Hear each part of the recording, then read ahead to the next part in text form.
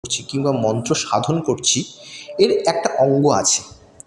কারণ এই অঙ্গটি না থাকলে আমরা কিন্তু মন্ত্রযোগ সাধনের মধ্যে এগোতে পারবো না কিংবা অগ্রসর হতে পারবো না। তো আমরা এই বিষয়টি নিয়ে আজ আলোচনা করব, যা হলো শুদ্ধি। তাহলে শুদ্ধি কি? শুদ্ধি হচ্ছে 4 প্রকার, যেমন কায়, স্থান, দিক ও চিত্তের শোধন ভেদে শুদ্ধি হচ্ছে 4 প্রকার প্রত্যঙ্গে বিভক্ত রয়েছে। কুলার্ণব তন্ত্রে কি বলা হয়েছে দেখুন, আত্মস্থান মনোদ্রব্য দেব শুদ্ধিন্ত পঞ্চমী, অর্থাৎ আত্মশুদ্ধি, স্থানশুদ্ধি, মন্ত্রশুদ্ধি, দ্রব্যশুদ্ধি ও দেব শুদ্ধি ভেদে শুদ্ধি হচ্ছে 5 প্রকার।